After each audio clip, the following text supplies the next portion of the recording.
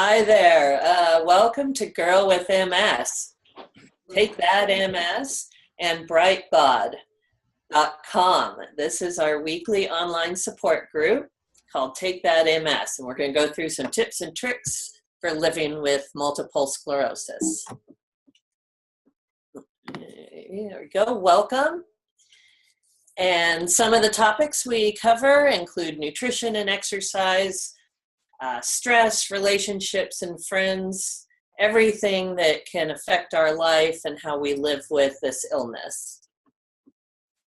For those of you who don't know me, I am a certified life coach, a nutrition educator, a freelance writer, a blogger, and patient expert. I've been living with MS for almost 16 years, diagnosed 16 years ago.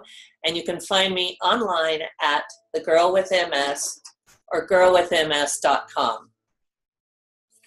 Often we have a plan, and the plan doesn't go as we expect. And that's what life is like living with MS.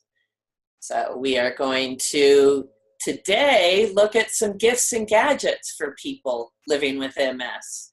And this is a very important topic because it's not just what people might want as gifts, but it also helps those without MS better understand what we are going through. There might be these little gifts you're going to look at and go, why would anybody need something like that? Well, we're going to go through and find out why. One of the number one tips, tip number one, cooling devices. Now, many people with MS have a severe sensitivity to heat. And being able to cool the body down can literally mean the difference between going out and living a full life or being stuck inside next to the air conditioner 24/7. One of the devices I like is a cooling necklace. Now, these devices have come a long way in the last 15 years. And this one, it looks a little funky with the round balls, and I absolutely love it. You put it in the freezer, and there's two different kinds, as you can see. There's several different patterns, but you either have the balls or the neck guard necklace. And you put them in the freezer, and how many of these devices work is they're made up of certain little particles that when they get wet or cold, or wet and cold, depending on the device, that they stay cold for several hours, and they can keep the body cold depending on where you place them. Now, I wish I had had one of these when I was traveling in Africa 10 years ago on safari, because it was killing me. And I had a great time, but boy, it was probably one of the hardest, toughest trips I've ever had. But these are made by a company called Nano Ice. And you put them on, you put them in the cooler put them in the freezer for a couple hours and let them get nice and cold, and then wrap them around your neck. You can double wrap them, and they keep you cold for a few hours. Another device is the cooling vest.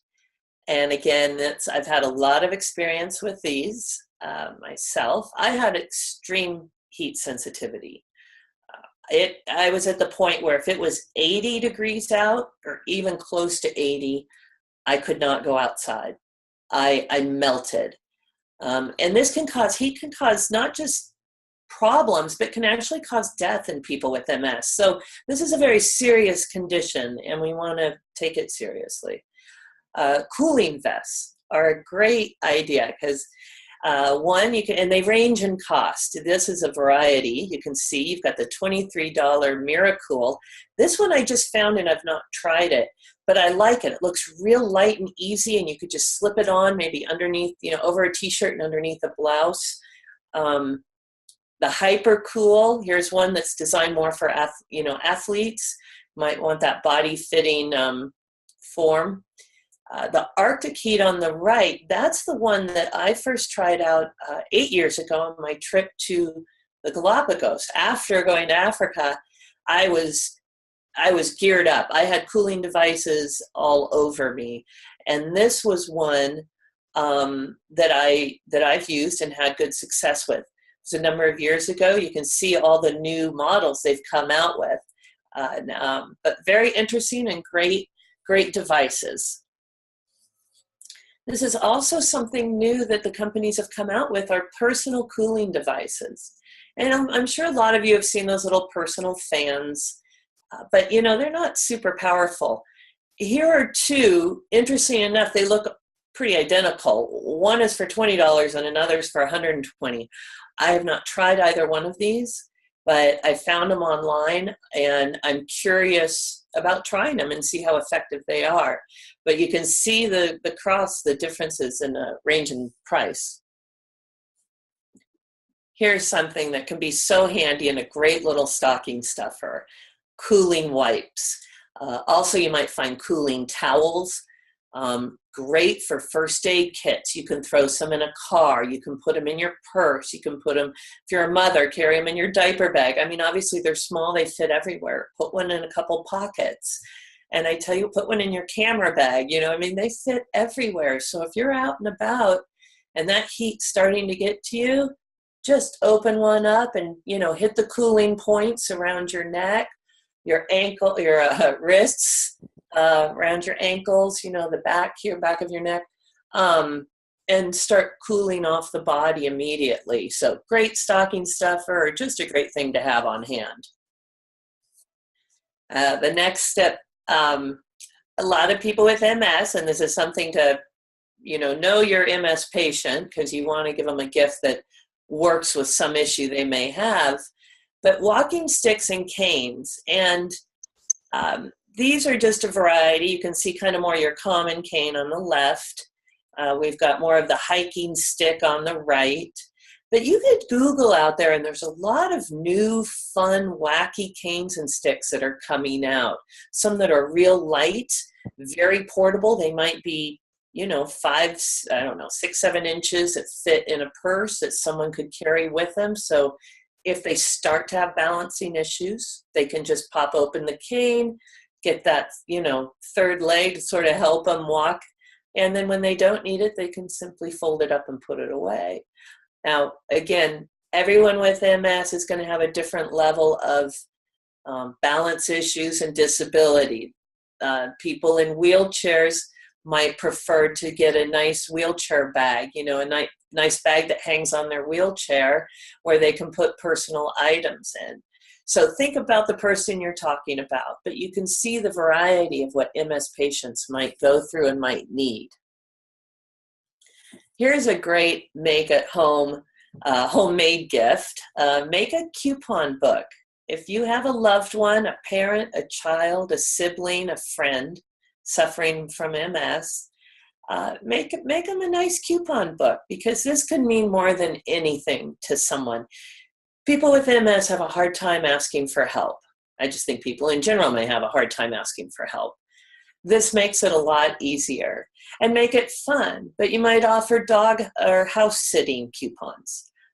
Something like running errands, going to the market, picking up groceries for them, house cleaning or hiring a house cleaner for them. Meals, providing meals or some fun treats that the MS patient may not normally get to have or make themselves. And have a play date with them. Invite them to a movie, invite them out to a park, somewhere that they can go out and enjoy your company and have a good time.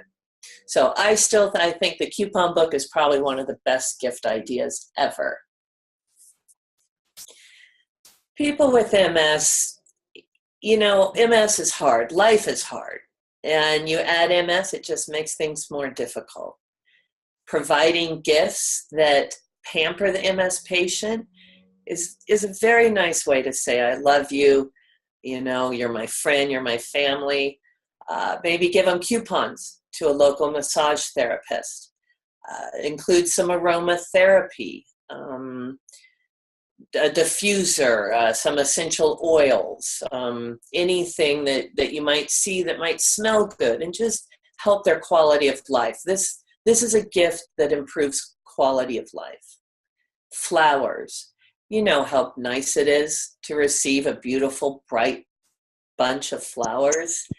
They even have flower subscriptions that you can send to people. and that's a great way to cheer somebody up.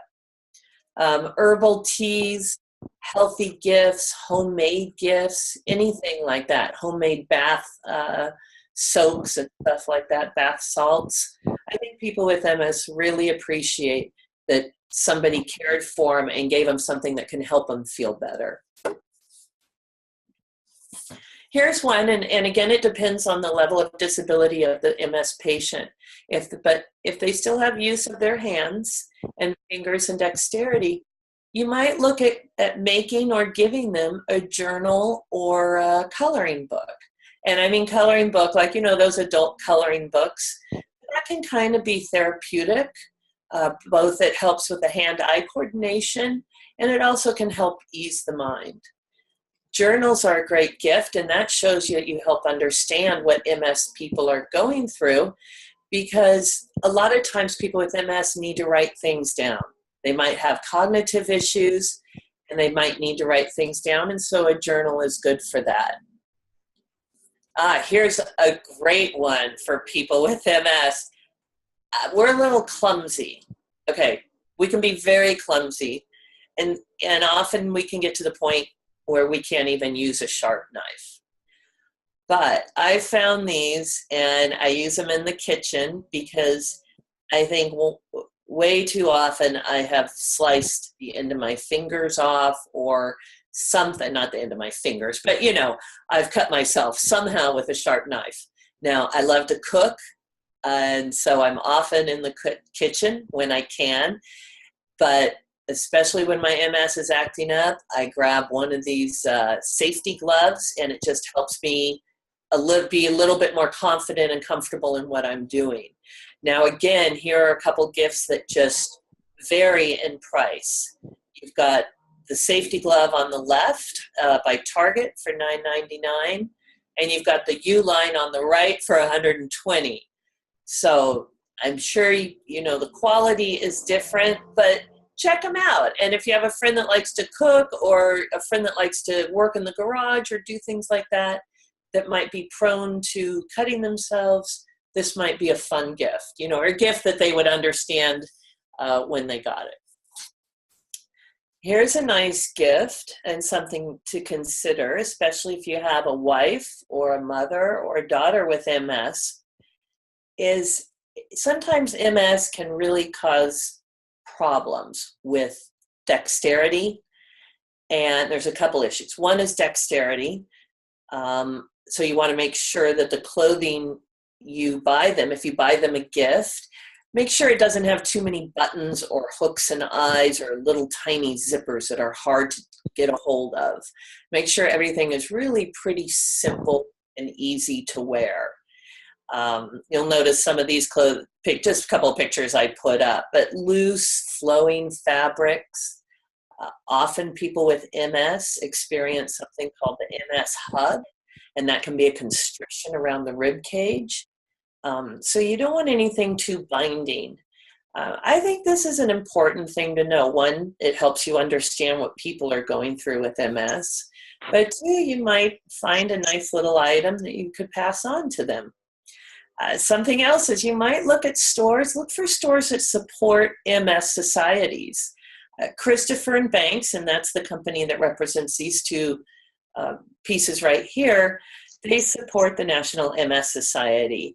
And I really appreciate that. They actually have a special jewelry line called Hope for MS, and you can go online and look for that. The couple pieces, and they provide 50% of the proceeds of that go to the MS Society. So those kind of gifts are always very much appreciated.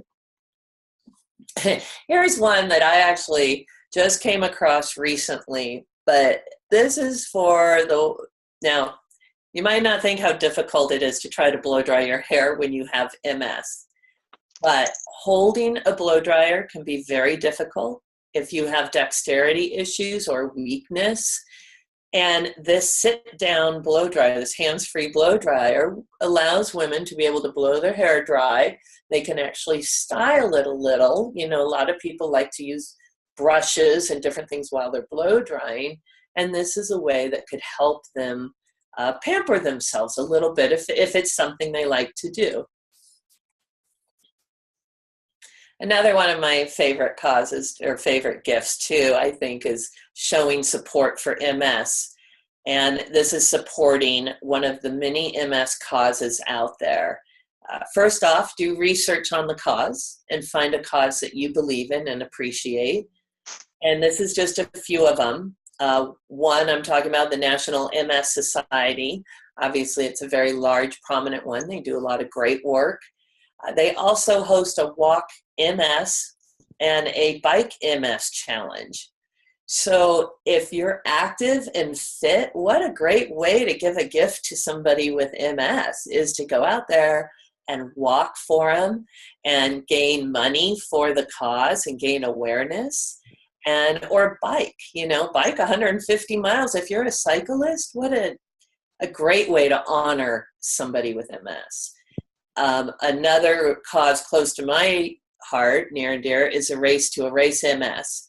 And that's one here in Los Angeles, but it talks about, they do a lot of work with medical research and finding a cure for MS. And I've been to quite a few of their doctor and clinical panels, and they're really informative, and they're doing a lot of great work out there. Like I said, there's a lot of causes, just a nice way to show your love for MS. And the best gift of all, and this is number 10, it should be number 1, it's the best gifts that are free, but think about patience, understanding, love, friendship, and kindness. These are some of the best gifts that you can give to anybody ever. But people with MS, people with chronic illness, they're going through things that you may not know. And this is a way to just step back sometimes and say, what is this person going through? Maybe your MS friend is angry about something and she lashes out. Maybe it has to do with the illness. Try to just understand the illness with as much of these key things that you can, these key ingredients. And I do feel that this is a great gift for people with MS. But I think all of these gifts show you as a friend or family member that you're willing to and wanting to understand what their life is like with MS and how they can move forward, and know that you're trying to learn more about it. Because there's a lot to learn about MS. And I know there's a lot of other gift ideas and gadgets, so I'm going to open this up to open conversation now and see what we can talk about. I'd love to get some more ideas, and if you guys have any questions about the ideas that I have, let me know. And remember to follow me at girlwithms.com and girlwithms, and always check in here at brightbod.com. We host different medical and interesting webinars, and they also keep a library of all of these, so we can come back to them time and time again and do research and be able to find our answers. So thank you for joining us today, and I'll open it up to questions. I have a question. Yes. You said something about heat, that you just couldn't go outside if it was, say, above 80 degrees. What did you experience when you would go outside in the heat? Oh, I would melt. My legs would give out on me. It was like a physical reaction. I felt like I felt like I was melting. I think that's the best word. Like I literally sometimes I'd be out on a walk or something and it would start to get a little warm. And I would think, if I don't get home in 10, ASAP, I'm going to collapse right here on the street and I'm just not going to get up. Almost like a little for me, it was sort of a temporary paralysis feel. And then the heat exacerbates all my other symptoms. So that makes everything else worse. I've been very fortunate over the last 15 years, and especially the last 5 years, that I can now go out sometimes when it's 90 or even 100 degrees if I plan accordingly. And, and I'm smart about it. But I've gained much tolerance in my heat ability. So I'm grateful for that. I have a question. Is the experience when you were unable to cut in the kitchen the same sensation that you felt when you're unable to hold the blow dryer, or are they two different phenomena? Great. I would say two different phenomena. The blow dryer for me is I'd be kind of let me think about this, very weak. So I get very tired fast. And I definitely did not have the coordination, like, if you're trying to blow dry your hair and you're trying to brush a brush around your hair around the brush and hold a dryer here, I didn't feel coordinated, and then I would get extremely fatigued. So I'd be at it for about 30 seconds and I'd be ready to just stop and thought, well, I don't really care. Doing a knife it was almost more of a balance issue with my hand. Like I felt like I couldn't control the knife, and that I was just going to cut, that I might cut my fingers off, or literally that I couldn't control. Yeah, I think control the knife, couldn't hold it or balance it. So sort of a hand-eye coordination that scared me too. That I would make a misjudgment with the knife. And even now, there are days I still get them where I don't touch a knife. And I'm more comfortable asking my 81-year-old mother to cut up a vegetable than me holding a knife. So that gives you an idea about how bad it can get at times. And if your hand cramps, that's another issue too. A lot of us experience cramps. And sometimes I'll go to grab a knife and it might just seize up or cramp real quickly. And again, that knife, if my hand's not protected, I could really hurt myself. So, and then the gloves are also, I was going to say they might be good for when pans get a little hot and you might forget to pick up a hot pad, but I'm not sure if they're heat tested. So I'm going to take that back and just use them for knife protection. Probably still better to get in the habit of using hot pads for the heat. Does this mean that it also affects your joints? The MS, does it affect my joints? Yes. It can definitely. I think it can affect muscle joints and pretty much any part of the body. It can affect the joint in that good idea. It's not, for me, it's not a spasm, but it's almost like loss of use of that joint at a time. It's like the synapse isn't working. So my mind will say, use your wrist and your hand to make a knife cut or do something. But that message isn't getting to my wrist and knife, or my wrist and ankle or arm joint. So that's a very good point. And I think that, to me, that's the synapse is not working, which is typical within MS. But that's an interesting way that it actually, my mind will be telling it to do something and it won't do it. And that's another thing that I think allows one to lose confidence in cutting or doing anything they do, is not trusting that message to get across to the body. Yeah. Any other questions or any gifts that you guys like to get? Is there anything that you especially like to get from a loved one, and or something around the holidays that might make you feel good with MS? I know you had said, keep a journal or something like that, but did you ever think of maybe recording what it is that you wanted to do? Or say, would it be easier, or you just did the journal writing as the exercise? I'm sorry, could you say that again?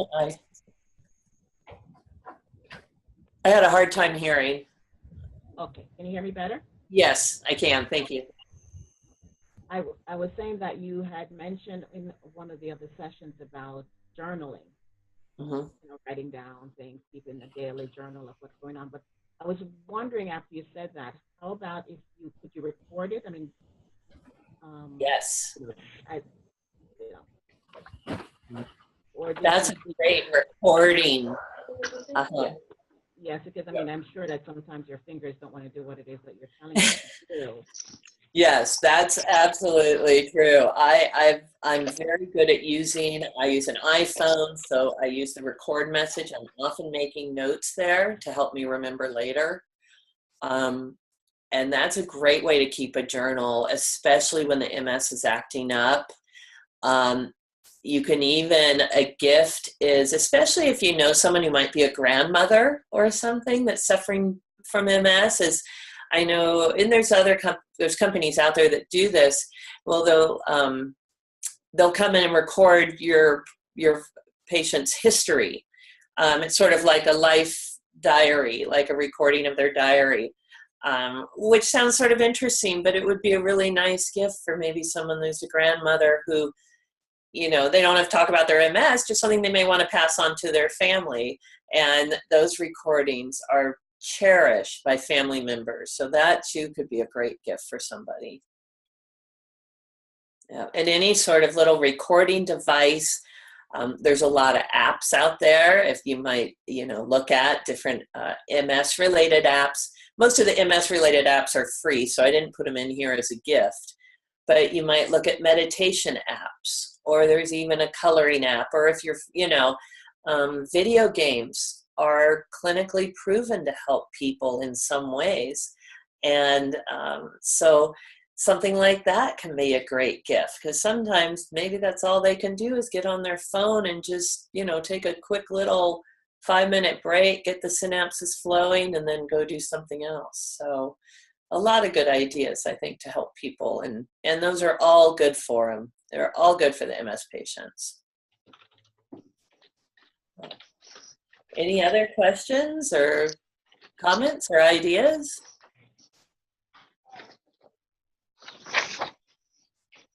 Okay, well, great. Well, thank you for joining us.